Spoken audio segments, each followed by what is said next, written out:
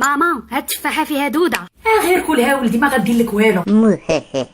إذا قمنا بتتبع هذه اللقمة فسنجد أن الدودة أرى ديك اللقمة واش دودتك عندك وانت تبعني راه تابعك الوطني الشري حاضر لي الدود. هاد اللقمه فيها واحد السكر سميتو الجليكوز. حدوتي يدخل عندك لا سيلول كتبدا رحلة ابن بطوطة غيتي دقدق مزيان باش في الاخر من سكر محلي محطوط الواحد المخلوق داير هكا لا طيبي. دابا ندوي لكم على خبيثو تاعو. الرحله الاولى ديال مولاي الجليكوز غتبدا في اليالو بلاص، واول سلخه غياكل غيتقسم فيها الجوج د لي زاسيد بوريفيك ماتماتيك اللي قراها شعكوكوه. وهذا الرحله كتسمى الجليكوليز. الا كان الفيلم داخل فيه الاكسجين السي شعكوكو غيقصد لا ميتوكوندري، وتا هي ماشي من العاكزين دقدقاتو كامل باش في الاخر يخرج لينا منه 38 اي تي بي. هذا الفيلم سميتو لا ريسبيراسيون سيلولير. بلاتي رجعوا اللور شوي، نفترضوا الفيلم ما فيهش الاكسجين، سي شعكوكو غيدير فيها واعر ما غيتسوقش لا ميتوكوندري وغيبقى في اليالو بلاص، ولكن والله ما يزقل منا دقدق تما غير هو خرج لينا 12 اي تي بي. وهذا الفيلم سميتو لا فيرمونطاسيون.